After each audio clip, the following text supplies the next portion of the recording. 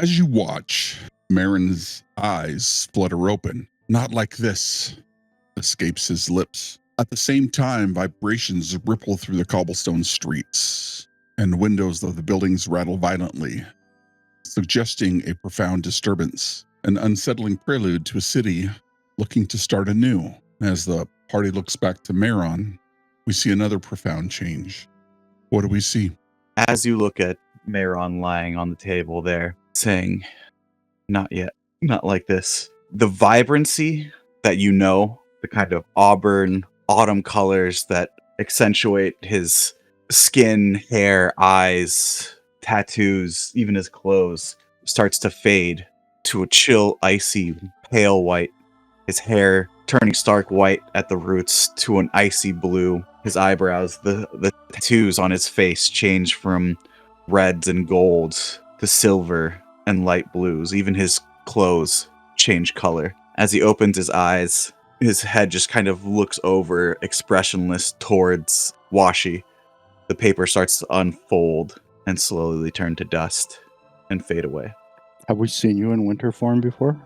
Briefly, only in just the past 30 minutes or so, when you prevented me from trying to leave the temple, as my form was changing through the different seasons, just for flashes.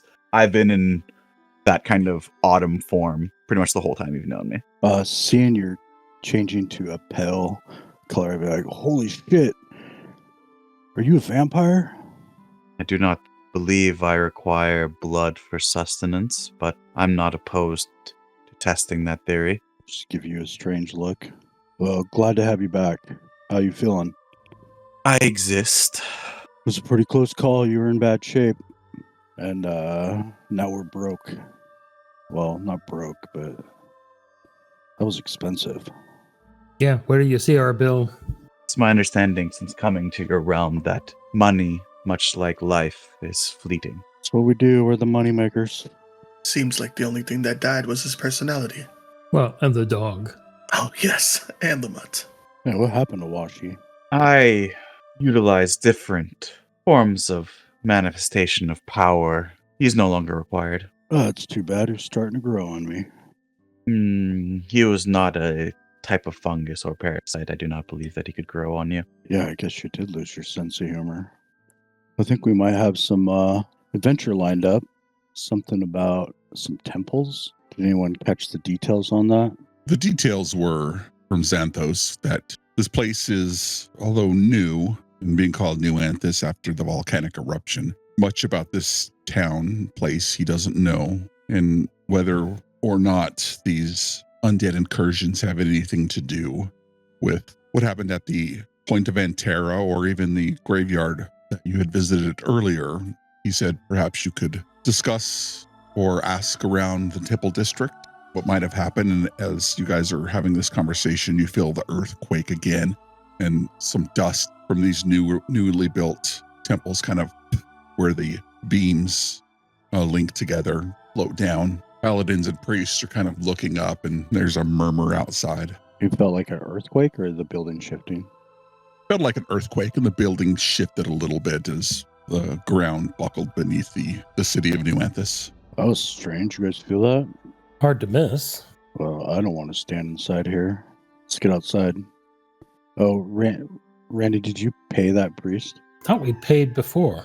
I thought the gold was necessary for the spell. Yes, that is correct. You have paid. So our bill is taken care of. It is. I guess I'd head out of the temple and see if there's a commotion or anything regarding the earthquake. As you head out into the streets, there are different groups of people having conversations and somewhat shaking their head as they move from place to place. But after a few moments, the small clusters of people disperse and people move on about their day.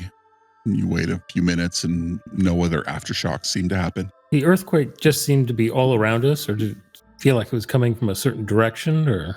It felt like it came from the coast. A little bit of a buckle and a wave. Well, I would suggest going towards what we think is the source. That seems logical. How far from the coast are we? You're in the southeast section of the city.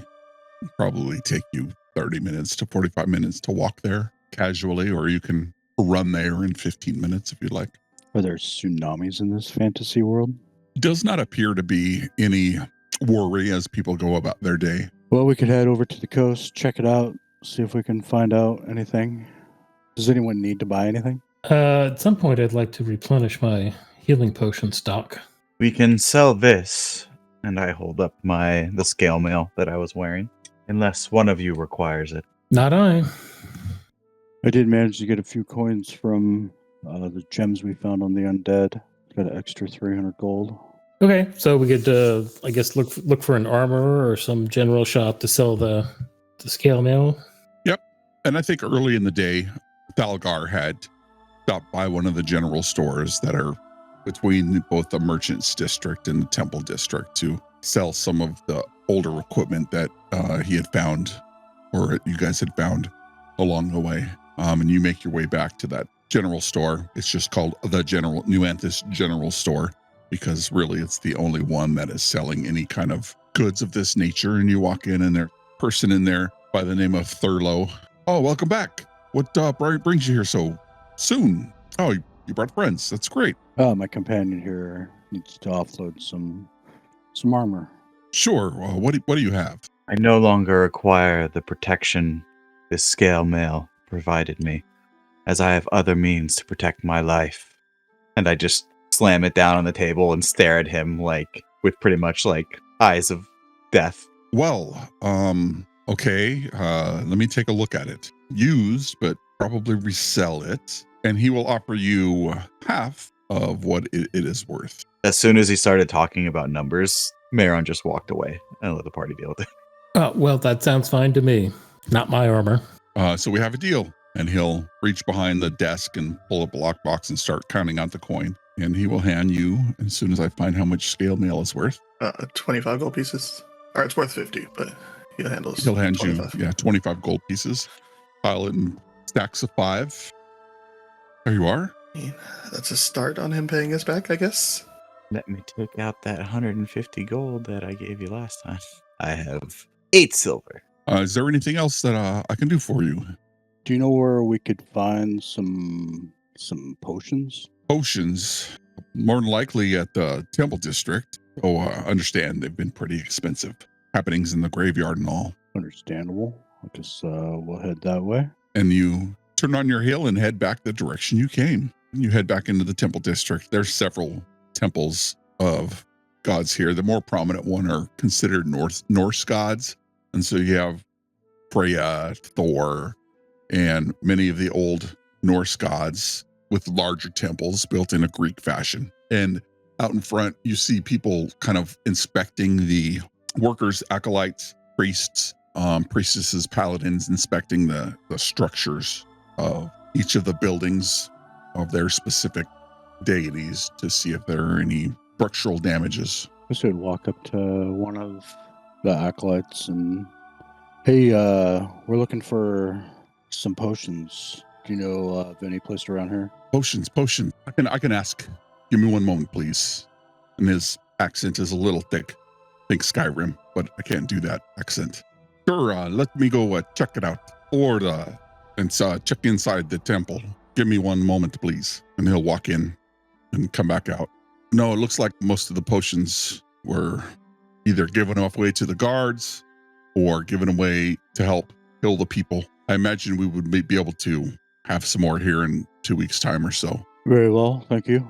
May Odin's name be with you. He kind of hits himself on the chest. Or your mystical transformation, let's call it. Well, it doesn't look like we're going to get any potions. I have one left. If you need it, I can give it to you. Oh, it's okay. I have 3. I'm very cautious. Sounds like we're good to go. Shall we make our way to the coast, see if there's anything going on? Let's. And you make your way across the city, and you hear whispered murmurs of people talking about how the tide has receded further than it has in decades. And as you approach the stretch of the rocky shoreline, difficult to reconcile the tranquil scene before you with the tales of what once stood here. Cove is a mosaic of tide pools, jagged rock, and patches of sand strewn with fragments of seaweed. And the rhythmic crash of waves against the cliffs fills the air, the timeless melody that carries with it the briny tang of the sea.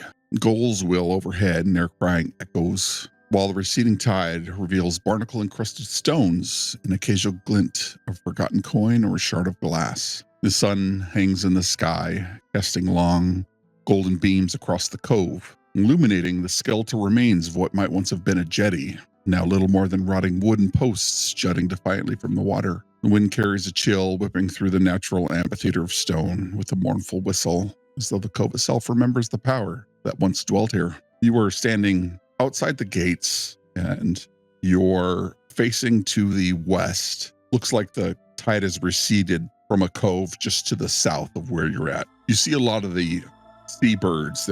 They're picking at the newly revealed shellfish, urchins, barnacles, crabs that cling to the rocks that have obviously been covered underwater for years. Well, that looks promising. Let's go down there. That looks weird. And as you make your way amongst the rocks down the road disappears from being a cobblestone street to being an old dirt pathway with sand and limestone. And you make your way towards this now revealed cove. Walk in, not to where the water would come up to your feet, as the tide has somewhat receded, as this little section of land kind of raised up a little bit. To your left, crab is perched atop a rock, and it suddenly scuttles sideways.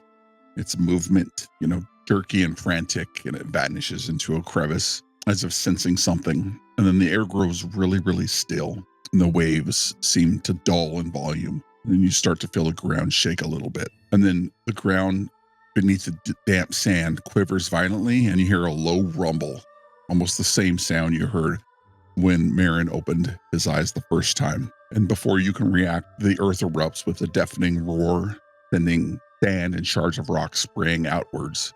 And rising from this area, a massive stone monolith pierces the sky. The structure is ancient, and its surface is scarred by centuries of salt and wind, yet unmistakably marked with intricate carvings that glow faintly with otherworldly energy cover this monolith. It towers over the cove. From where the earth has erupted, you see a small pathway where the earth kind of splits open, and there's a little bit of a grade leading down, and just below there you can see the faint outline of a door. Is there anything on this monolith might be familiar to any of us? Any clues to what it might be or where it's from? You can give me a history check, investigation check, religion check. I will do history. Well, that's pretty good. The hieroglyphics that you see on this monolith speaks of old Cataloyan dialect, typically spoken in the deserts of the main continent of this small place. You've heard of, or at least read in the winter libraries, of a great desert living on one of the coasts, or living on one of the continents of Anazera, where this dialect or these hieroglyphics had been frequently used on old pyramids and places from a time long forgotten. I've read of these markings. I've seen them in a book in the Queen's library. They are from an empire far from here, though. I was to believe it is one of the desert. Desert? What the hell's it doing here? Do places not shift and move? Is that not a common occurrence in this realm? Do I know where the closest desert is? Or is there even a desert here? There's not a desert here, but you've heard of well, you give me a history check and we'll see how if they taught anything like this to you when you were in healing from your wounds in the City of Swords. I would probably just say I don't know because I'm from the hills. You haven't heard anything like this. In fact, this is one of the first times you've likely heard of the Great Desert. Yeah, I don't know about shifting around. I mean, I've never heard of a desert, and this is clearly an ocean. It has piqued my interest. I think we should enter. And I cast Mage Armor on myself. Yep. So he doesn't want to die. That's good. We'll probably get the best treasure if we get there first. How big is this monolith? It stands about 25 feet tall, and its base, it probably is 3 feet wide, and it looks like it continues down into the sand. And this is just all in this cove where the water had receded? That is correct. It's all along this cove where when the monolith came up, it kind of broke apart the earth, and you can see this little path. You'd have to climb down there, but there is clearly an outline of a door down there. Well, let's check it out. So are you proceeding to climb down this small embankment or this crevice to get towards the area? Yes. Yeah, I would, with no fear. You cautiously tread over the rubble and debris. You notice what was once the monolith's domain, shattered stones and twisted roots, all remnants of the earth it tore through on its journey towards the sun. Amidst the chaos, you find yourself standing before a stout wooden door, partially buried beneath the debris. The wood is weathered, its surface marred by deep cracks and patches of moss that hint at its age. Despite the time-worn appearance, the door looks like it is stuck fast, barring your way with an unnatural strength. But its presence feels out of place, as if it has survived the upheaval of the monolith, guarding whatever lies beyond with unyielding determination. I'll go to open it. You go to open it and you push, and there's a clear handle. Looks like one of those handles, not round, but lever. And you press on the lever, and the lever click, click, click, click, as if it's locked. Looks to be locked. But the wood is old. It's been submerged for some time. With a show of strength, you could likely break it down or tear it from its hinges. I'll give it a shoulder slam. All right, make me an athletics check. Not good. With a 14, you're able to push the door in. The DC was 14, and it creaks open, and then it gives way. And as it gives way, this acrid odor and gas bursts from these long closed doors. Can you give me a Constitution saving throw? It's a trap. Sticking with my 14. With 14, you're able to shrug off whatever effects this might have been. Excuse me. As you cautiously tread over the rubble and debris, you notice the shattered stones and twisted roots. As you step into the room, that musty, acrid stench assaults your senses.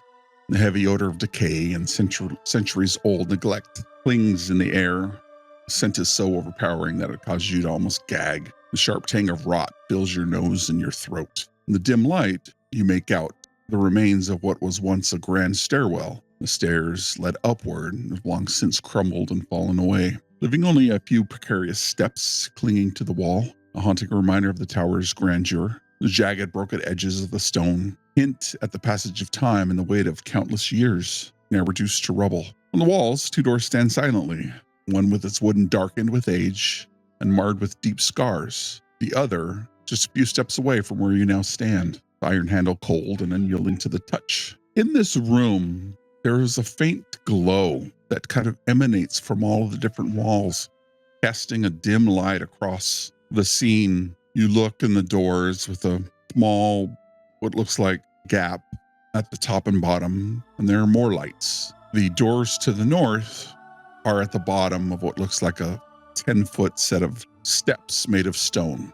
And to your right, on the same plane, is another door. That is the door with the wooden handle to the right or to the east. Any preferences on where we go? I think we should check out this immediate door to our right. You step to the door, you rattle the handle once again, and after all these years, why would somebody keep a place like this locked? But sure enough, the door lever does not budge once again. Seems to be locked. Anyone want to do this quietly with picks, or should I just smash it? If I had picks, I would try it, but Quiet isn't our expertise.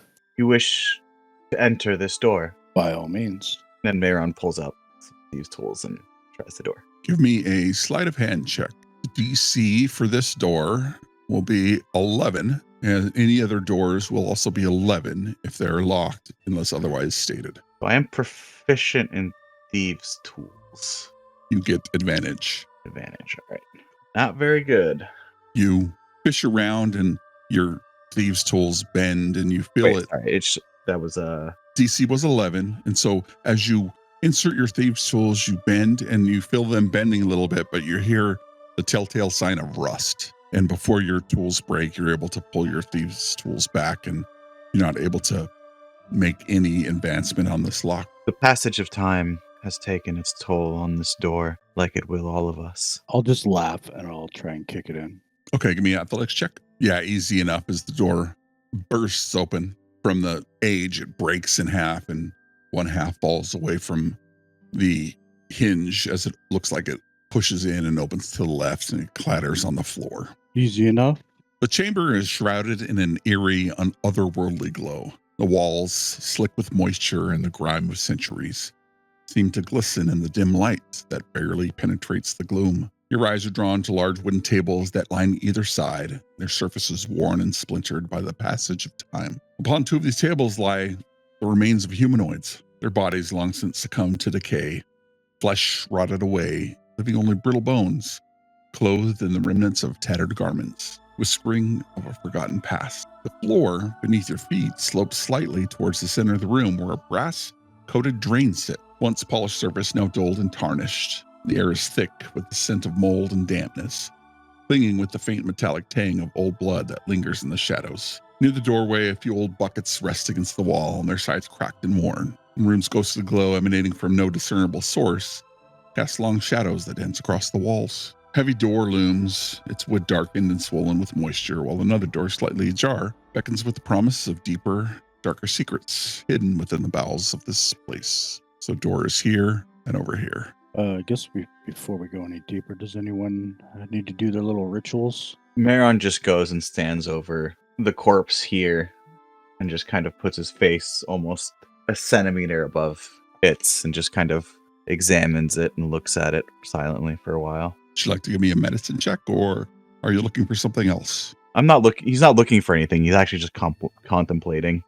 After a while, I guess after a moment, he'll just say, I wonder what thoughts, what aspirations this person had in life. What brought them to their end, to be lain here, unable to enter the cycle. Shall we go forward?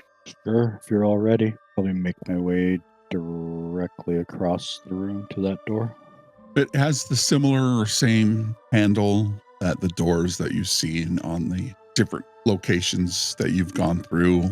Lever handle that typically would push down to open a door. Is it locked? You check it and the lever doesn't move.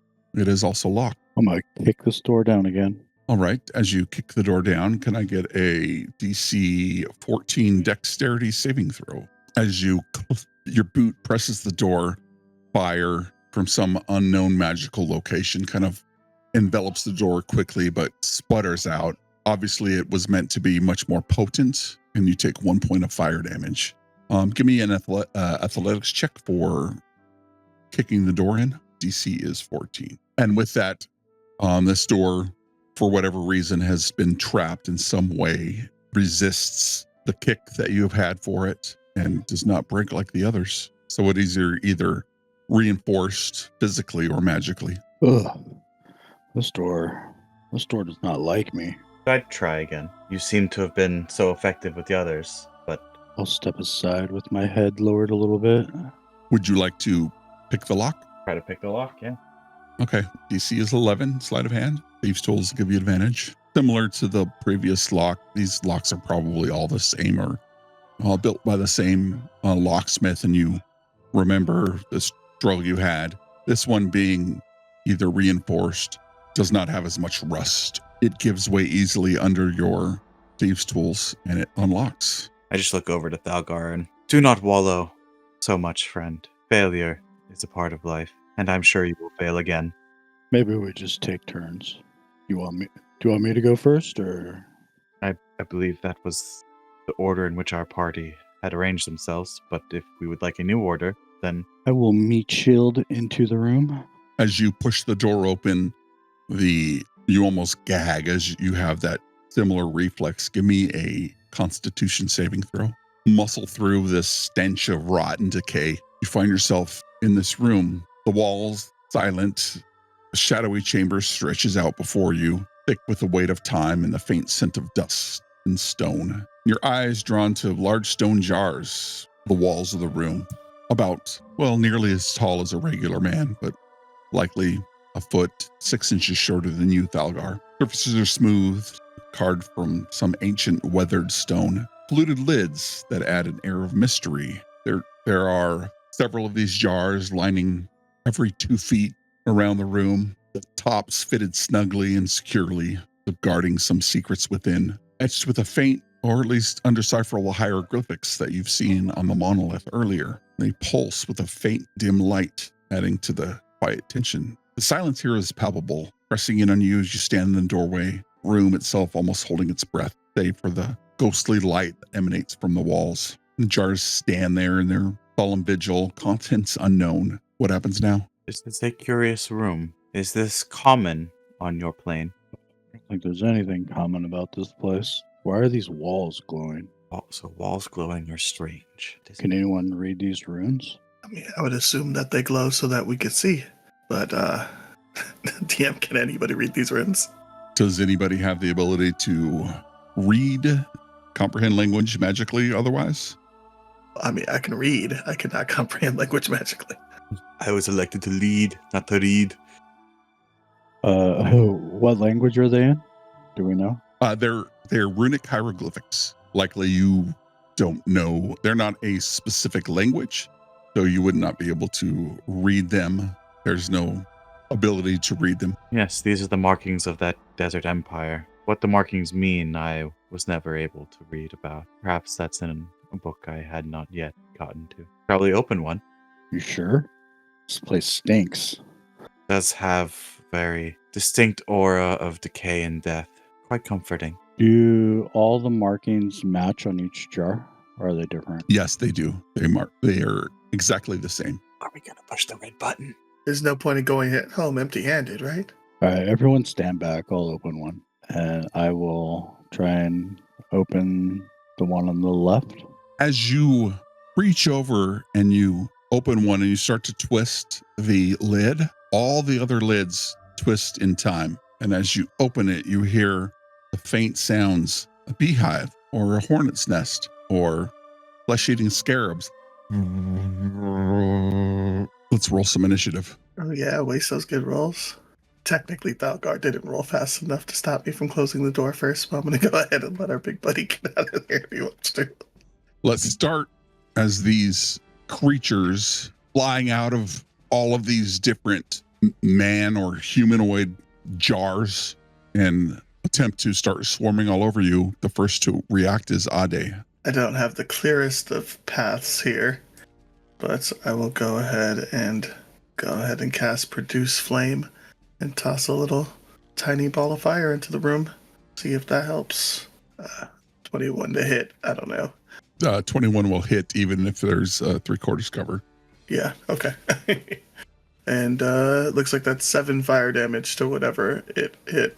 Produce flame, the magical flame, flies through the air. Your awareness with the elements allows you to curve your arrow around it, and you hear the popping of carapaces as the creature takes 7 fire damage. All right.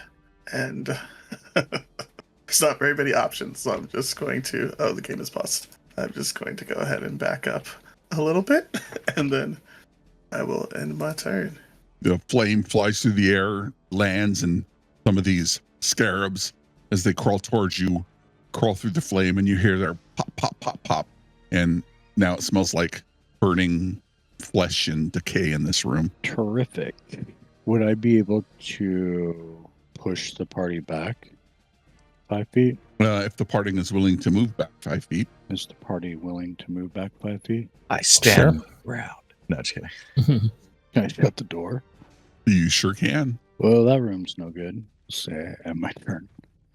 Took me to push the group back. All right. Can I get up on that table? Yes, you can easily climb up on the table. It stands about 4 feet tall. You chose a table with the body on it? Sure, why not? He doesn't. He's not complaining.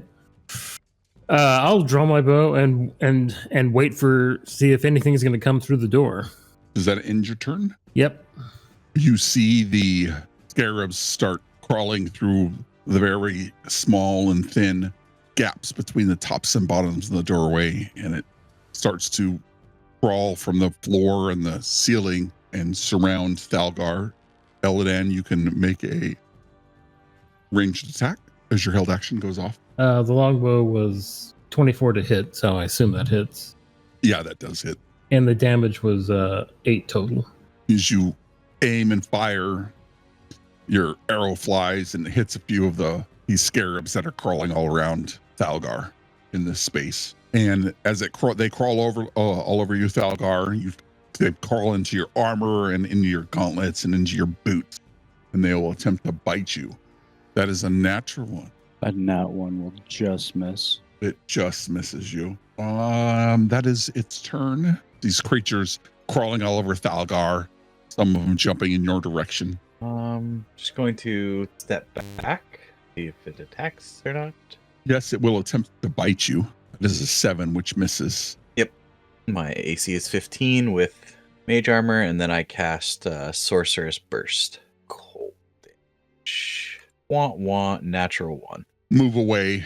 The creatures jump to you, and I think you react in a way where you try to quickly make a semantic verbal gesture, and one of the scarabs flies in the air, and your spell is drawn to that creature as it moves away, and you blast it out of the air, but don't do significant damage to the swarm. That's my turn. Grandma always said kill him with fire, so we're going to go ahead and keep doing what we're doing. That's not great. 8-13. A 13 will hit. Hey, normal damage. 11 more fire damage. 11 more fire damage. As long as the bugs are dying, we're fine. Yeah, they're popping, but they're crawling all over Thalgar, and you hit it with fire, and they seem to be trying to bite or burrow into his skin. Watch it, I'm in here. So you want me not to kill them? Don't kill me. And I will just start swinging frantically at the ones I can see. I'll use my double-bladed scimitar. All right, just going to move you off of it. 15 hits, and you see Thalgar quickly pull his double-bladed scimitar out, and he starts spinning it the way he does, left, right. And each swing of the blade, you see one of these burning burning scarabs fly from his skin, pop, as he defeats, and the party defeats whatever these creatures were. Start putting out the flames that are on me. Jesus. Not fond of these desert bugs coming to my oceans. Does this mean we can inspect the jars now? Go for it. That it does, sir. I open the door for you. I mean, we're brave now. Oh, yeah, observer token. Would you like to inspect the jars there, Meron? I'll go peek in the one that we opened. As you go from jar to jar to jar, you look at the one you're open. It looks like there's one, maybe one dead scarab in the bottom of it. But as you go around the other ones, in one of the jars, you find a ring. Looks like a gold band, thick gold band. Has some of the same inscriptions or hieroglyphics on it. And then you also, in one of the others, find a necklace. You people on this plane will always amaze me. They seem to have placed valuables within the jars, aggressive bugs. Is that normal? It seems like they were protecting them. What were those things anyway? I'm not sure I've ever seen one. Strange beetle. But other than that, there are no other items within these jars. And the whatever duomer that was on this that kept them either alive over time seems to fade away within moments. Shall I hold on to these, or would someone else like to keep them for now? You found them. You can hold them. Very well. And I just place them in my satchel. The other door, is it leading down or up? The steps down. Looks like it's a small, about 5 foot, and then the door's there. So it looks like it leads down 5 feet, and then the doors looks like it pushes inward, but it too has what looks like a lever handle. Would you like to try to fail again, or shall I? I got burnt by that last one. Maybe we should check it for traps. Anybody who wants to check for trap can give me a perception check. Who's good with perception? I got +4. That's pretty good. It says who would like to check for traps. That would require me to get close to the door. So I'm going to let you go ahead and do that. Hey. Does not appear to be any traps on this door, but it is definitely locked. Is it safe to proceed, Eladan? Well, yes, if we could get it open. I got it. I'll go over and I'll kick it open. All right, give me a DC 14 athletics check. The door bursts open and a wave of noxious gas comes from the area up the steps. Give me a constitution saving throw. Or it's the air. And you again shrug off this. Maybe you've encountered it in your time in the hills, fungus that might have existed during the springtime, early springtime, but whatever it is, you seem to shrug it off with ease. Man, this place is foul. And as you force yet another locked door open within the tower, sharp chemical tingle assaults your nostrils. The scent, acrid and foreign, hinting at substances long left to fester in the stale air. The door creaks open, and the soft ethereal light seems to linger in this forsaken place, spills into the room, revealing the remnants of what was once an alchemical laboratory. Chaotic testament to the tower's sudden fall. Shards of broken glass litter the floor, glinting faintly in the dim light, like scattered fragments, shattered dreams. Fractured vials and beakers, their contents long evaporated or spilled, lie strewn across the dusty workbenches, their once precarious mixtures staining the stone walls, or staining the stone with their eerie, iridescent hues. The air is thick with the ghostly traces of ancient experiments, the faded remnants of arcane concoctions still clinging to the walls and the floor. You take a cautious step inside, your eyes scanning the cluttered mess. Despite the damage, you sense that there might be something of value hidden amidst the debris. Perhaps a potion, a tome. The shelves that line the walls are sagging under the weight of dust-covered books, some of which might still hold the secrets of the long-departed alchemist. Doors offer passage, one from which you came through, another to the north and or northeast, beckoning promises of further exploration. What would you like to do? Yeah, so you seem to be in an alchemical lab. There are many shelves in here, some lined with books, others lined with broken and or dusty beakers and vials. What happens now? Otter, you see anything useful in here? I mean, not quite yet. I'm assuming that means you want me to touch things? And I'll push back and start going through the equipment. See if there's anything of value. Give me a perception check. And anybody can help if they would like, or if they're proficient, rather. 12? I could help. I am proficient in perception. You can either roll yourself and or let Ade roll at advantage. I will let Ade roll it advantage. Shall press the button again. It is better. Much better. As you look around the room, you seem to find what looks like on the bottom of the shelf here to the south in a drawer that was stuck. You pull it open. Maybe it got stuck when the tower sank into the sea. 2 small red vials, or they're clear vials with red liquid. 2 potions of healing, and you're going to taste them anyways. And in the drawer next to it, you find a bunch of oils and unguent. Gifts from my party members. 1. And I shall hand the potions of healing to Eladan and the things that look like they're good for preparing the dead to Meron, because I'm sure they'll both be happy. See? I knew it would be worth coming in here. While they're searching that room, can I look down that brass drain? Sure, give me a perception check. You swear you see a finger bone in there. Just keep that to myself. It looks like it's beckoning. Come here. I'll quickly go to the other room with the rest of the group. But that's what you find in your perusal of this room, Ade. Oils and unguents of an unknown quantity, or not unknown quantity, unknown value. Different oils and unguents, each labeled. And 2 potions of healing. To the north is a door and another 5-foot set of stairs. It's familiar lever handle sitting horizontal. Is this one also trapped, do you think? Only one way to find out. Right, big guy? Right. I believe we have employed 2 ways now to find out. Thalgar can just activate the trap, which has been effective for the group at least, or one of us could at least check for the trap. Fine. I'll look for the trap. Give me a perception check. Take advantage.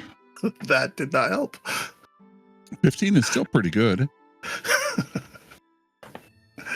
Does not appear to be any kind of trap on this door. Looks fine. As I back up and still let my trap finder open the door for me. Meron, you want this one? See if I will fail as well. Give me a slide hand check. DC is 11. Huh, that didn't roll at advantage, but I got an 18 anyway. 18, the lock easily clicks open as you remember the other locks before, seemingly getting easier and easier as you move deeper and deeper. Simple enough. Shall we enter? Yeah, let me go first, and I'll meat shield the door and open it. As you open the door, Dalgar, give me a con save. DC is 12. One of these is gonna get me. You take 2 poison damage as you're unable to resist whatever stench, foul, or filth is in this room. But as you push the door open, it resists a little bit, and then you're able to open it. Surface of the room is almost completely obscured by a pile of debris that's been accumulated over the years. Each push and shove results in the door creaking and groaning under the weight of fallen stone rubble. After a particular forceful heave, the door opens grudgingly, scraping loudly across the floor. Grinding sound reverberates through the room. And as the door swings open, you're greeted by a grim tableau of devastation. The chamber beyond reveals about a dozen coffins, some stacked on each other. They lie in disarray, their lids either crushed or completely ripped off, the result of heavy blows dealt by bludgeoning tools. The telltale signs of a dark handiwork evident in the chaotic scene. And the remnants of the coffins are strewn about like broken shells. The floor is strewn with fragments of wood and metal fittings. The air is thick with a stench of rotted wood and old musty earth. Leaning against the west wall further in are what look to be skeletons. They look in your direction before they burst into flame. We're going to roll initiative. So they burst into flame? Yes. Oh, good. Our job's done. Hey, Grandma said. So I'm guessing throwing fire at them's not going to be useful. Aren't you supposed to fight fire with fire? Is that how it goes? It's funny. No, I should have took absorb elements. I know. It's always like, oh, it'd be really great when you need it, but then when you don't, it seems like such a waste. No, I took stupid healing spells. Eladan, your first act. Okay, I am gonna bonus action cast magic weapon, and then I will attack them twice. That should be a 27 and I guess that's 7. 27 definitely hits, but looks like they're wearing some kind of battered split mail. What's the total damage? It would be 10 for the first 10. hit. As you sidle over, you fire over, or maybe under Algar's left arm, because he's almost fills the entire doorway, and you see these glowing skeletons in the distance, and you slam into one of them. You as it flies and hits it, and you see the bones shatter, and they kind of land on the ground, and one of the coffins starts to smolder. Was it 10 you said? Yes. Shoot him again? That's only 13. As the arrow flies true, but it looks to bounce off whatever their brittle bones might be covered in this armor. Any bonus action or movement? Nope. Bitch and burning skeleton. Moves forward towards you. Thalgar raises its claws and looks to bring them down on you. Flame. You can feel the heat emanating from their body. That is a 10, which misses. Next one moves forward, but unable to reach you around the corner, as will this one move forward. And these guys will take the dodge action since they're so smart. Thalgar, it is your turn. I will attack the one that the arrows went into. That is the one directly in front of you. It's 16 to hit for 11. Oh, it is bloodied and burning.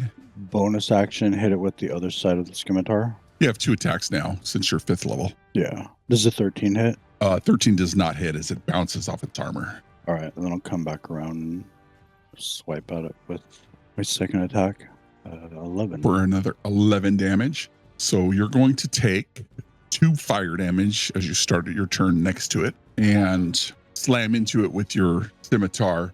The bones collapse to the ground, and then you see this bright emanation of fire grow and grow, and then the bones burst. So I need Thalgar, Meron, and Eladan to give me DC 13 dex saves. All right, if you succeeded, you take 2 fire damage, and if you failed, you take 4. Meron takes a look at these creatures, thinks to his spells, and no, necrotic won't do.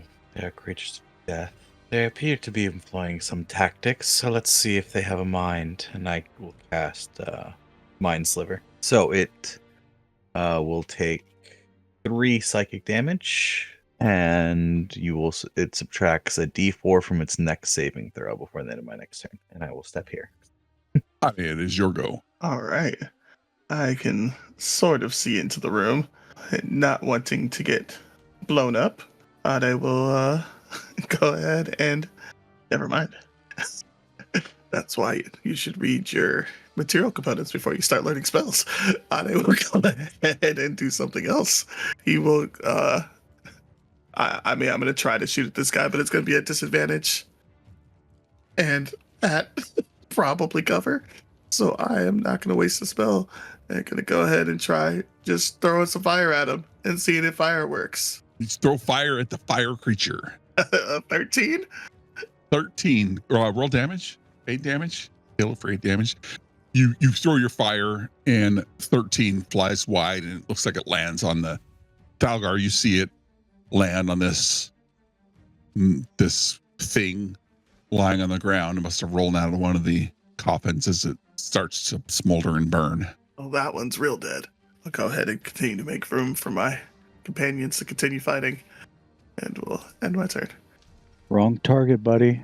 Elodan, Can I actually see any targets? you can barely see this guy right here.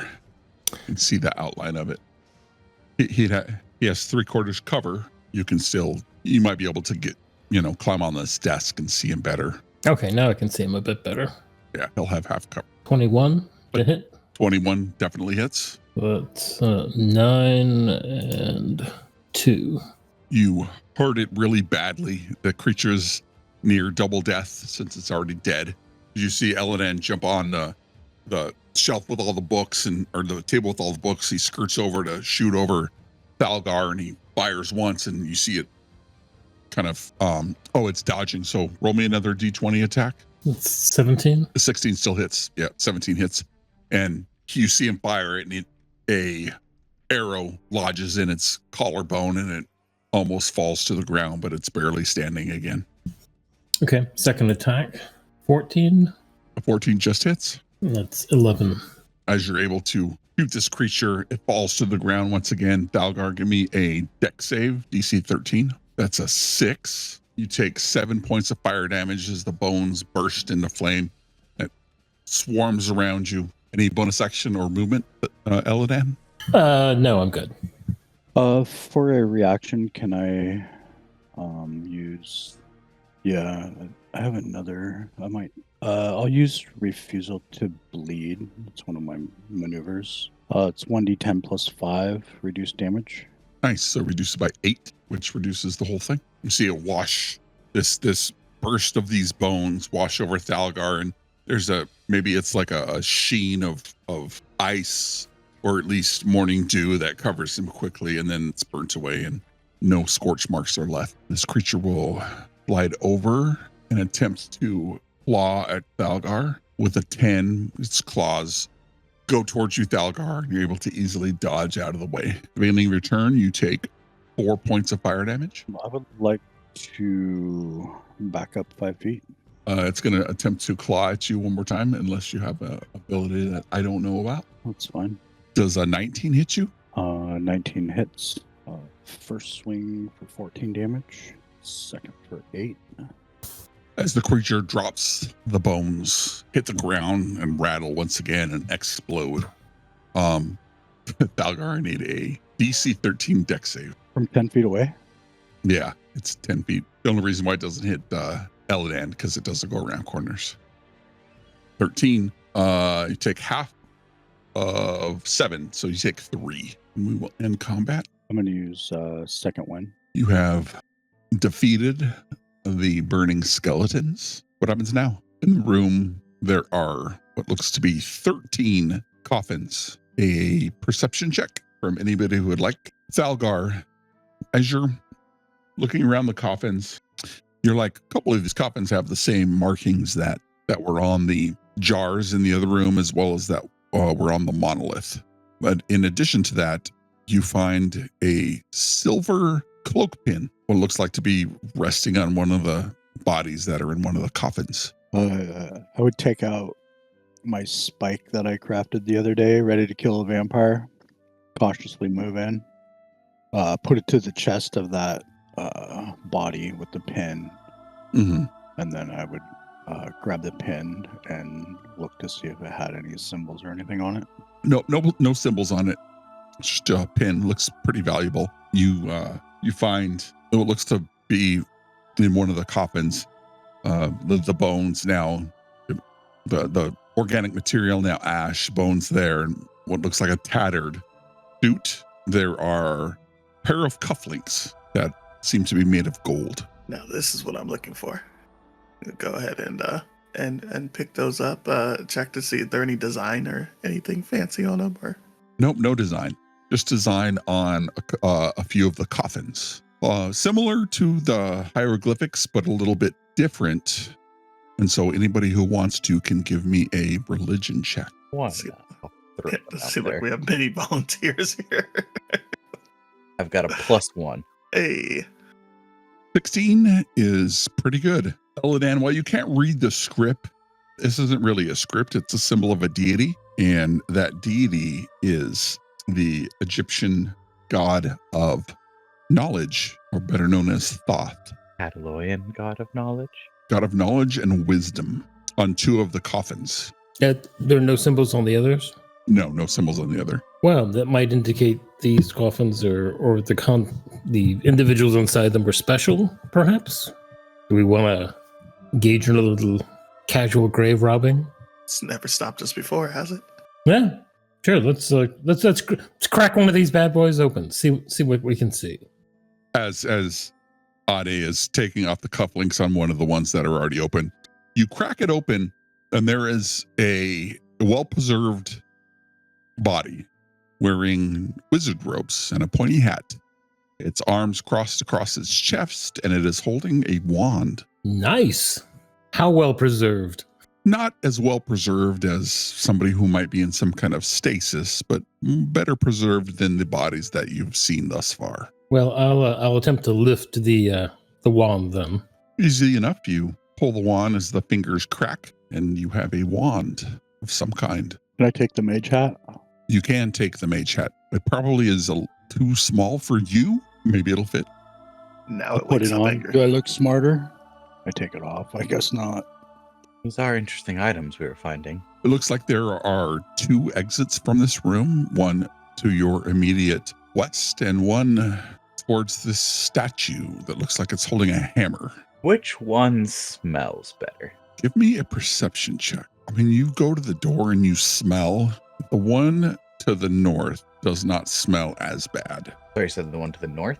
Yes, the one to the north does not smell as bad. The odors coming from the top door seem less familiar to me. Perhaps we try that one? Yeah, I don't like being flanked. I say we just crack this other door open first. Smells worse than the other one to the north. Meron, that's what you get. This one smells more like the rooms that we've encountered already. Does anyone have mage hand or thaumaturgy? And Meron, from the back here, checks to see if the door is open with mage hands. It is coincidentally locked like the rest. This one appears to be barred as well. Should we try picking it and then mage handing it? We could. Do we think it might be trapped? Or shall we just proceed? We should definitely check it for traps. Very well, I shall look. Anybody can give me a perception check to check for traps on this door. When he says that, I'll peek around him. Can assist you if you like, if you need advantage. I think I gave it enough of a peek. The door to the west does not appear to be trapped, though it is locked. I shall go up and attempt to pick the lock. Give me a DC 11 sleight of hand check. You're doing it physically. Yeah, this is getting easier and easier for you as you deftly, within seconds, click, click, click, click, click, click. Okay, here you go. So, it is my understanding, Thalgar, that you do not wish to open the door this time, but have it open from afar? Yeah, these rooms seem to be getting stinkier. I'm not sure if I can handle myself on this one. Very well, step back, and I'll go back as far as I can when I can still see the door within 30 feet, and I will use Mage Hand to open the door. And the door swings open and almost sighs and exhale as nearly visible foul odor emanates from it. You are far enough away to where there is no effects. I guess I will peek inside. What you see is a meticulous array of shelves with implements of science or otherwise lined along all of them. The shelves themselves remarkably well preserved despite the passage of time. They hold an assortment of meat cutting tools alongside a selection of surgical instruments. The tools are arranged in an almost obsessive precision, gleaming blades with handles worn smooth by countless uses, Steel instruments with edges so fine they shimmer in the dim light. Interspersed among the tools are bandages, their once white fabric, now yellowed with age, but neatly wrapped and stacked next to each other. Glass jars sealed with wax and others simply capped, filled with various fluids and substances, their contents obscured by layers of dust. There's other medical accoutrements, threaded needles, leather-bound manuals. They'll fill the remaining space on the shelves. It's a grim testament to the room's original purpose. And the atmosphere is heavy with the scent of old leather and antiseptic, mingled with the mustiness of long-abandoned space. Another door offers potential paths for further exploration to the west. Anyone interested in this stuff? I mean, we could take a look, right? You never know what might be valuable. It's like a couple other manuals, maybe some knowledge of this place. Anybody who wants to look around could give me a perception check. 10, 10, 10. Yeah. As you look around, the manuals are really how to use some of these items. They're clearly used for amputation. The floor here is broken, and there seems to be the scrape of bone on the floor, on the wooden floor here. This is the first wooden floor you've seen. But inside this room, obviously to the west, is something has either been dragged or walked with a heavy foot, as there are a lot of scrapes on the floor, but there is nothing here of value that you can piece together. What do you guys think? The other door or this door? What? I only see one other door. We had the other door in the northern part of the last room, Oh, the less stinky room. This door looks like something's large has been moved through it. yeah, how about this door? Same plan? Mage hand? Very well. I check to see if it's open. This door is too locked. I am sensing a pattern within the barricades in the structure. They have gone to great lengths to secure it, although no one appears to be here. I shall go and attempt to pick the lock. DC 11, sleight of hand. Again, easy. You slip it in, close your eyes, click, click, click. The lock comes undone. I will step back and open the door with Mage Hand. All right, arrange yourselves in this room in some manner, Probably be back as far as we could. however you want to do it. Yeah, probably be back one. Let me know if that's where y'all want to be. Yeah.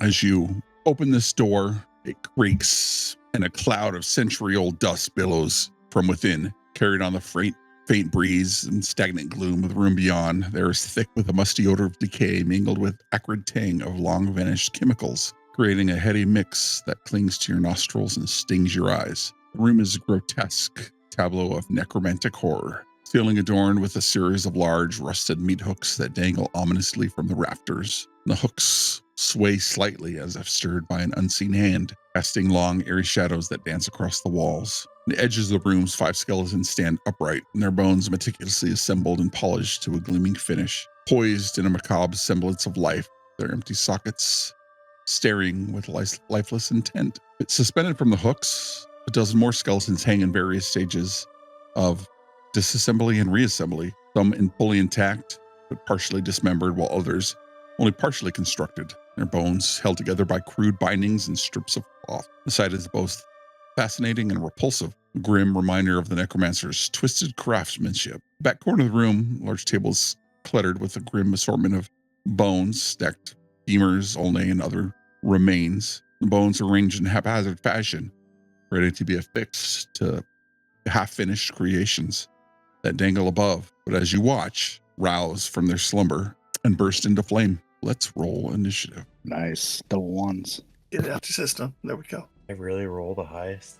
It fun. looks like it. This creature moves forward, bursting into flame as it comes, and it attempts to strike out at Thalgar. Its burning claws, familiar to the creatures you've seen in the past. 6 obviously misses you. It sidles up. It was on the edge. Yeah, it looked like a 20. The next one reaches again towards you, Thalgar. 12 as its claws scrape across your armor. This next creature moves into the room. That's its turn. Meron, what would you like to do? I'll have disadvantage on range attacks for things in melee. I'm remembering that right. All right. I will cast Mind Sliver. This one here at the top. Int save. That is a 17. Saves. Save or suck. Save or suck. Bonus action movement. No, I don't really got anything right now. I'll do it next turn. Elidan, Give me a nope. You just take 4 points of fire damage as these creatures' embers burn into your skin. Okay. Has it been less than an hour since our last combat? It has not been more than an hour. It's been less. Yes. Okay. So magic weapon is still up. Okay. I'm going to bonus action Misty Step, and then I will attack the one here. Does 15 hit? A 15 hits, yes. So it's 13 and 2, so 15. Very nice. It is badly injured. As you disappear, the mist or the drops from your misty step burn away, and you fire 2 arrows. Bang, bang. Second one will also hit. That's good damage. So 12 damage. That creature drops to the ground dead.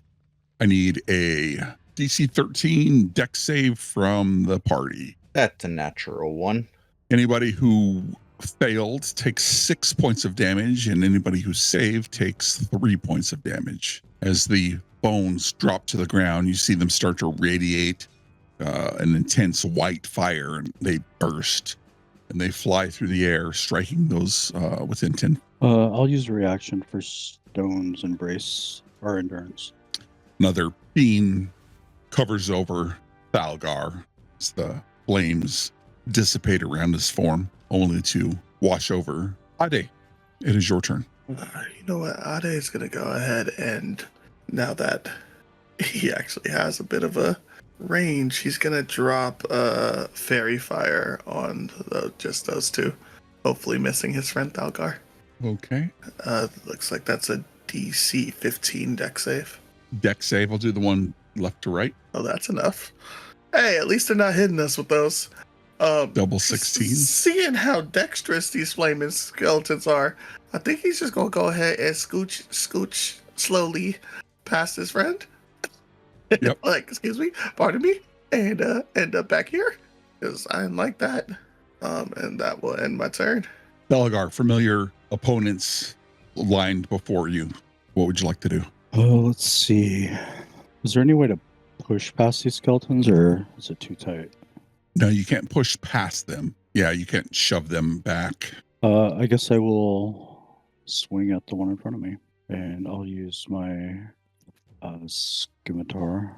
That hits for 10. At the beginning of your turn, you take a damage from starting close to them. You take 6 points of fire damage. And as you swing your blade, chopping the bones in pieces, splintered from age as they drop to the ground, I need a DC 13 dex save from Thalgar and from Meron.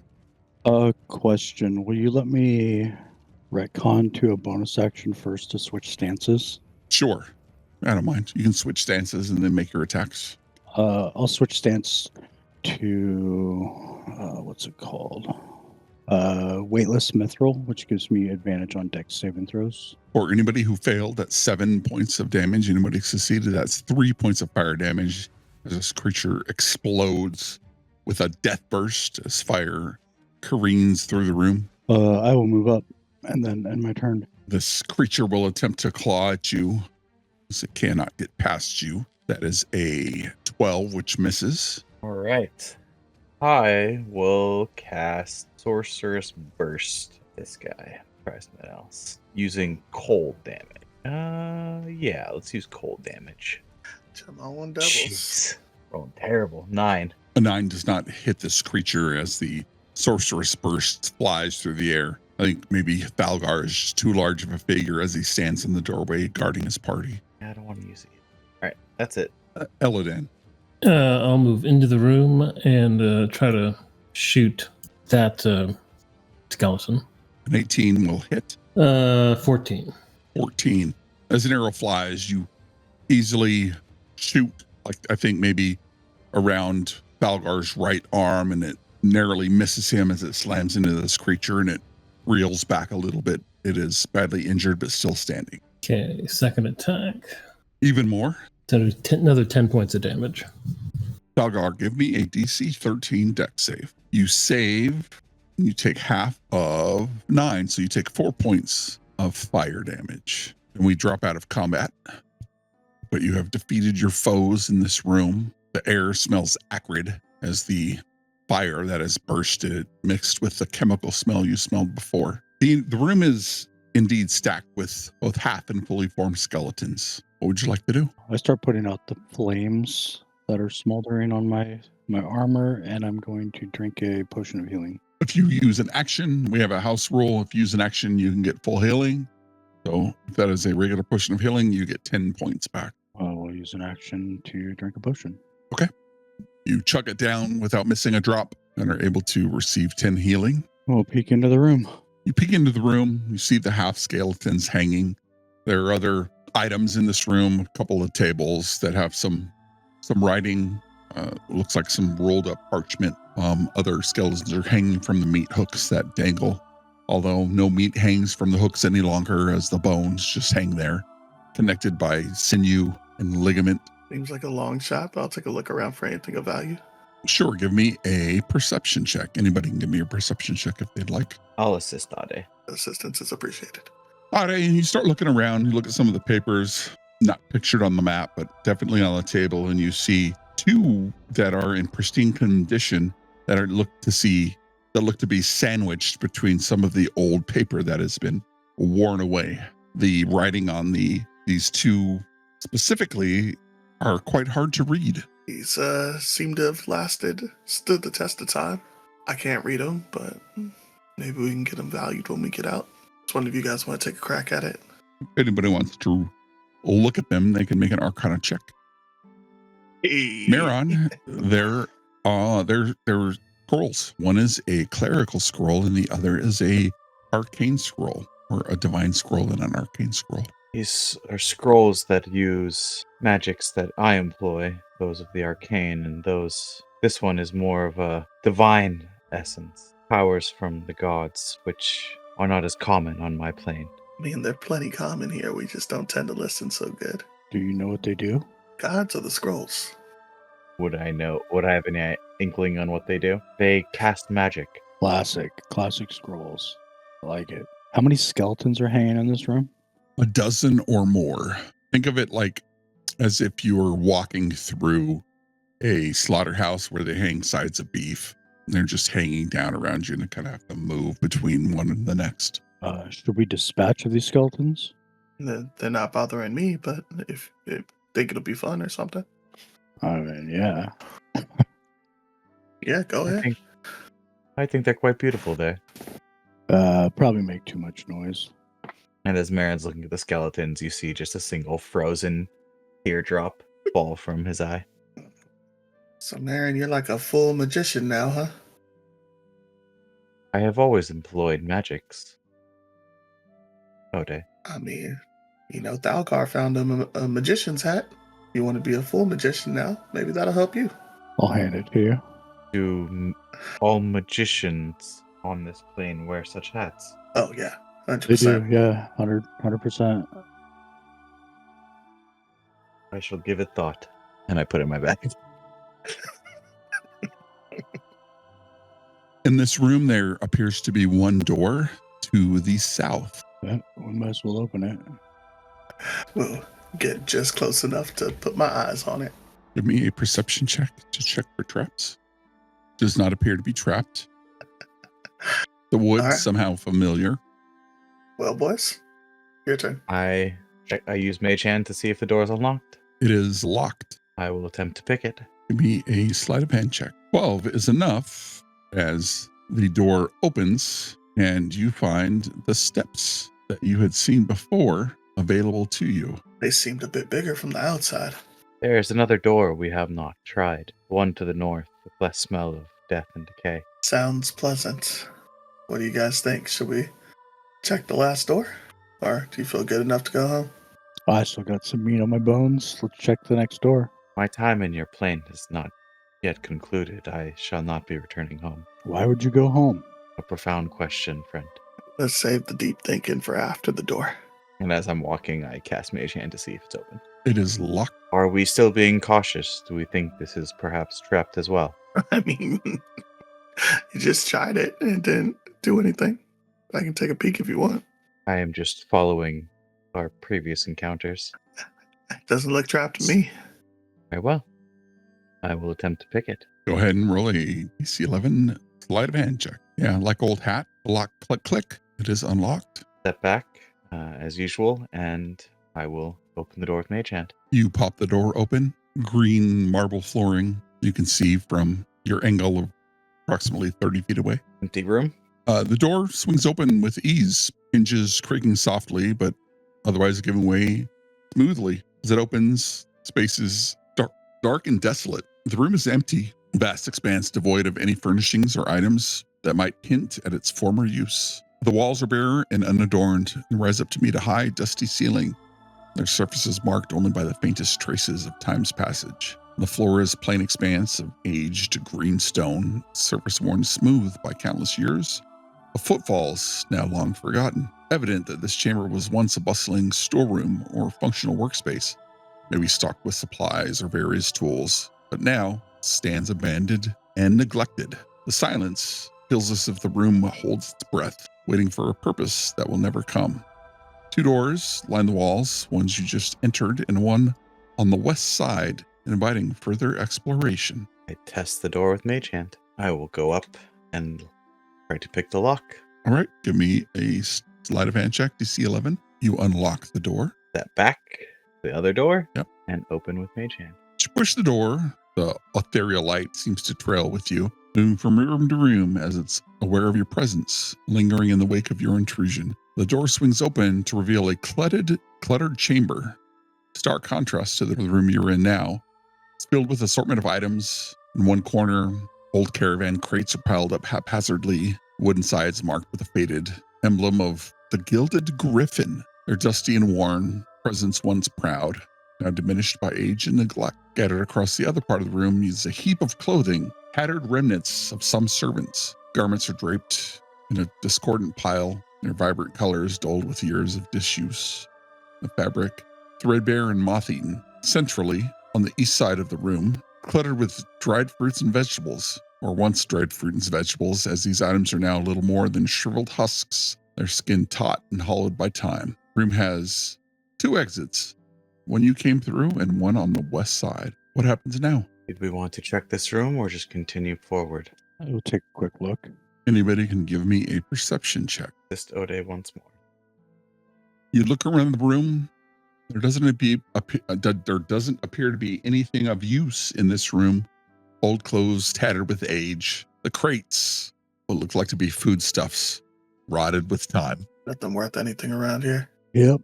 Yeah. Looks like Push forward. Next door. Oh, it looks fine. Door does not look trapped. Looks fine. I'm just going to go ahead and go and pick the lock without even trying Mage Hand first. Okay, give me a sleight of hand. This lock seems more difficult, but not difficult enough as you were able to unlock it. Have everyone step back and open the door with Mage Hand. You open the door. You see a stairwell that plunges deeper into the heart of the crumbling tower. Steps worn smooth by the countless feet that have traversed. A noticeable chill creeps over you, and the temperature drops with each step. The walls of the stairwell, once solid and unyielding, are now cloaked in a thick layer of moss that thrives in this deep, damp, oppressive gloom. The moss, a vibrant green against gray stone, clings stubbornly to the walls, creating a living tapestry that pulses faintly with moisture. In some places, the dampness has become so pervasive that small, stagnant pools of water have gathered at the base of the steps, their surfaces rippling with every step you take, emitting a faint, unpleasant odor of decay. And the stairwell stretches onward, the descent seemingly endless, spiraling down to the depths of this tower. At the end of the steps, a door stands slightly ajar, its weathered frame tarnished, handle hinting at secrets and dark passages that may lie beyond. The landing, dimly lit by a flickering light that barely penetrates the gloom, seems to offer a brief respite from the relentless descent.